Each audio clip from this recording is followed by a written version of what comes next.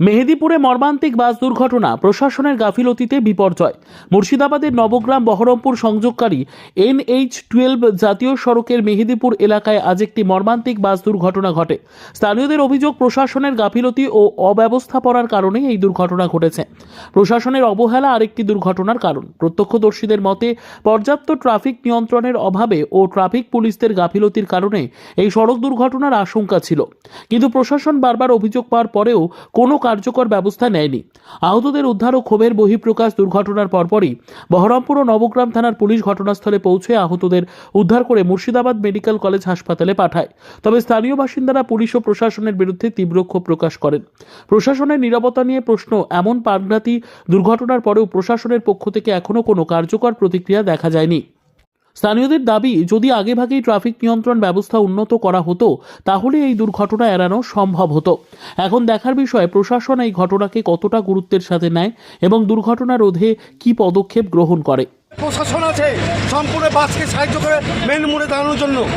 আমরা বারবার বলি প্রশাসনকে, বারবার বলি কি বাসটা মেন মোড়ে দাঁড়া করেন না, আপনি টপিকটা দাঁড়া করেন। একটা কোম্পানি সরকারি লেভেলে বহু টাকা দিয়ে খরচ করা আছে এই টপিকটা চালু করেন। বহরমপুরের ট্রাফিক পুলিশ একটা কথা আমাদের মানে না। আমরা নবগ্রামের প্রশাসনকে জানাইছি, নবগ্রাম প্রশাসন যথেষ্ট আমাদেরকে সহায়তা করে, কিন্তু বহরমপুরের ট্রাফিক পুলিশ আমাদেরকে সহায়তা করে না। কতজন ক্ষতি হয়েছে বলে মনে হচ্ছে? প্রচুর মোটামুটি 20-25 জন আহত হয়েছে। টক্করটাকে মুখোমুখি লেগেছে না পেছন থাকতে? পেছনে এসে মেরেছে। বাসটা তো আপনার পুরো ছুটে চলে যাচ্ছিল যে মেহেদীপুরে মেন মোড়ে প্রত্যেকটা গাড়ি মেন মোড়ে থামে, প্রত্যেকটা গাড়ি মেন মোড়ে দাঁড়িয়ে থামে। এই যে টপিকটাকে ব্যাপার করে না, টপিকটা পুরো অকেজা করে দিয়েছে।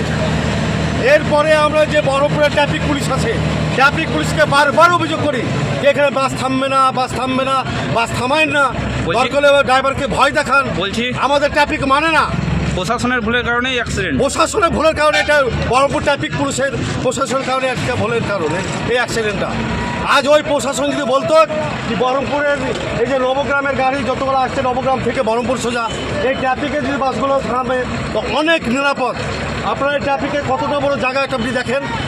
আর আমার যে মেহেদীপুর মোড় পপারে এইদিকে বাস যে দাঁড়াচ্ছে, আপনার বহরমপুর সোজা যে আমার আদমপুর মেহেদীপুরের যে মিডিলের রাস্তার ওখানে বাস দাঁড়িয়েছে, লোক চলাফেরা খুব অসুবিধা হচ্ছে।